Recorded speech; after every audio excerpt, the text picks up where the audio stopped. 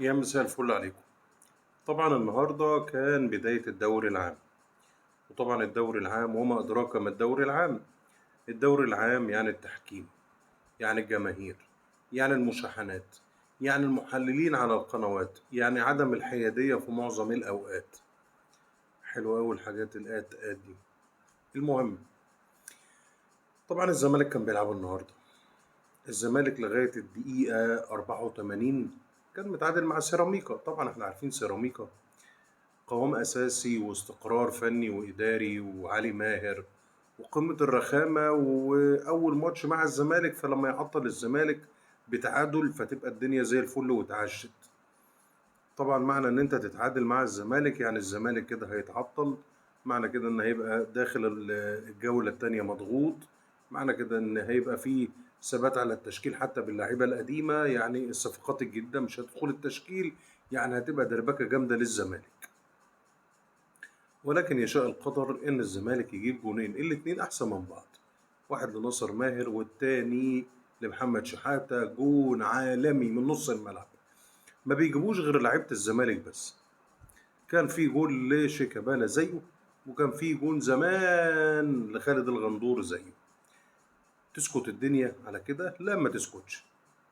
طبعا احنا زي ما قلت لكم الملابسات دي كلها، ان لو كانت سيراميكا اتعادلت او فازت مع الزمالك، فازت على الزمالك، كانت هتبقى الدنيا زي الفل، وكانت هتبقى تريقة من جمهور الاهلي وها ها ها، ودي الصفقات وصرفتوا مش عارف كام مليون على الصفقات. ولكن ربنا كان ليه رأي تاني وكلام تاني، فطبعا فاز الزمالك. اللي حصل بعد الماتش، سمعت ان في جمهور من الزمالك شتم زيزو، وطبعا شتم مراته وشتم أهله والكلام ده كله. عشان نبقى متفقين من البداية، أنا عمري ما هكون متضامن مع حد قليل الأدب.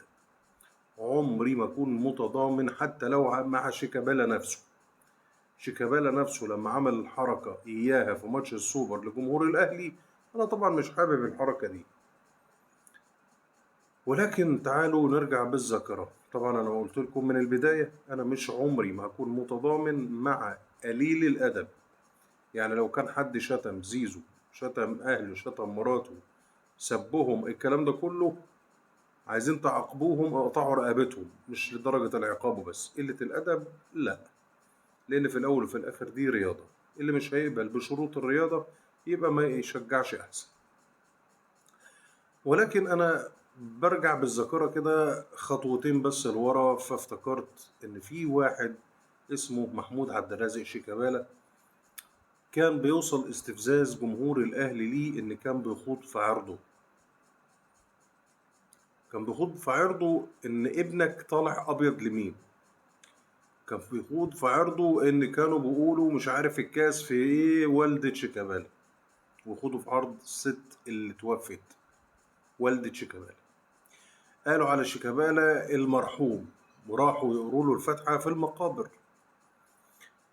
ومش هنبعد بعيد قوي، لأن جمهور الأهلي هو نفسه كان عامل حملة ممنهجة على زيزو، لدرجة إن هم قالوا عليه بالونة اللي ما بيعرفش يعدي واحد على واحد، ملك الباصات، ملك العرضيات، ملك ضربات الجزاء.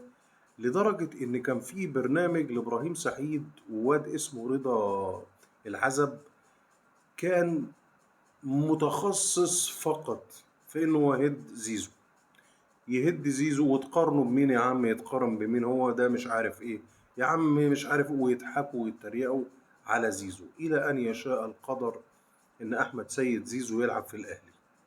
وبمجرد ما ينزل زيزو الاهلي ويرتدي تيشيرت الاهلي، جميع الصفحات والمواقع الرياضية الأهلوية، أي خبر لو بيقولوا في لاعب عطس في غرفة ملابس الأهلي تلاقي صورة زيزو. طبعا هي كانت الأول صورة إمام، دلوقتي بقت صورة زيزو. بقى الأيقونة الأهلوية أحمد السيد زيزو. أنا بقول لكم ده كله علشان أفكركم إن إحنا هنا في مصر بنكيل بمكيالين. طول ما أنت بتلعب في الزمالك مغضوب عليك، لا تسوى، بالونة على الفاضي، مالكش أي 30 لازمة. تنضم للمنتخب أنت مين؟ تلعب مش عارف ايه، برضه ما تقارنهوش بفلان الفلاني. بمجرد ما تلبس تيشيرت الاهلي بقيت انت كل حاجة في الرياضة وكل حاجة في الكورة وكل حاجة في كل حاجة. يا جماعة، لما تحبوا تشجعوا شجعوا بعقلانية. انا قلت لك، انا عمري ما تضامنت مع واحد قليل الادب، عمري ما تضامنت، ومش متضامن مع شيكابالا في اللقطة اللي عملها في ماتش السوبر.